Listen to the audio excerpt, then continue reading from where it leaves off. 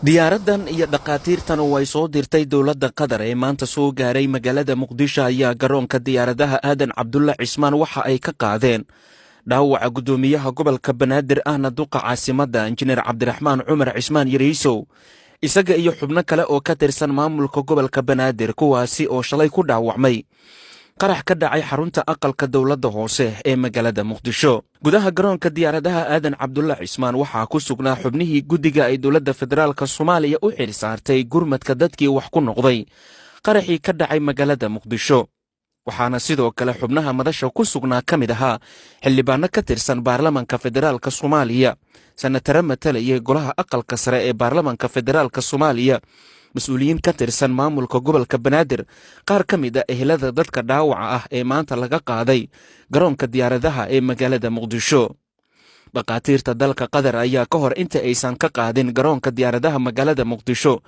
dhaawacyadii wax ku noqday qaraxii ka dhacay xarunta aqalka dowladda hoose ee magaalada muqdisho ee uu ku jiro gudoomiyaha gobolka banaadir waxay in muddo ay ku sugnaayeen gudaha garoonka diyaaradaha halkaas oo ay ku baxnaaninayeen xaaladda qaar ka mid a dhaawacyada loo qaaday dalka qatar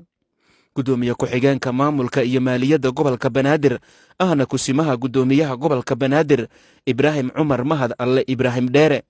ayaa warbaahinta la hadlay waxaana uu ka mahad celiyey sida ay shacabka ku nool gobolka banaadir ay ugu soo gurmadeen markii ay dhacdadu ka dhacday xarunta maamulka gobolka banaadir oo qaybaha bulshada ay mas-uuliyiinta la garab taagnaayeen ilaa iyo xarunta cisbitalka digfar ee magaalada muqdisho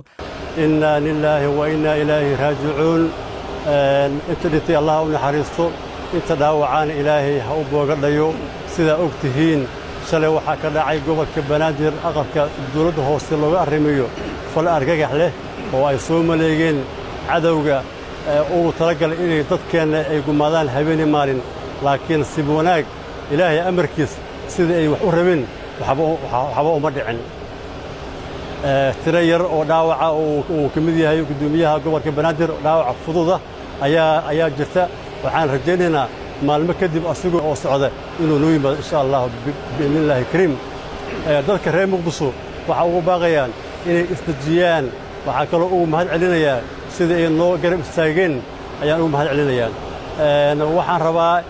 in arrimaha iyo qaabka u dhacay qaraxa waxaa ku howlan laamaha ammaanka waxay warbixinana ayagaan ka sugaynaa wasiirka wasaaradda boostada iyo isgaarsiinta xukuumadda federaalk Soomaaliya mudane injineer cabdi canshuur xasan oo ah gudoomiyaha guddiga gurmadka dowladda federaalk Soomaaliya ay u xil saartay dadka wax ku noqday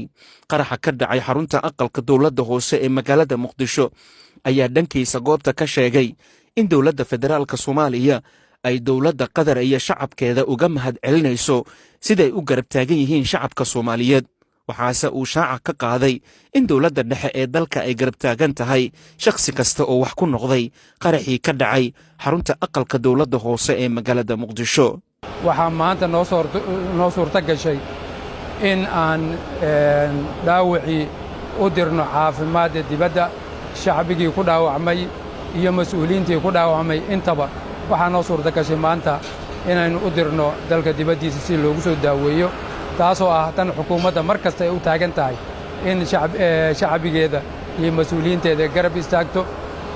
taasna waxay ku suurto gashay wada shaqaynta iyo kaalmada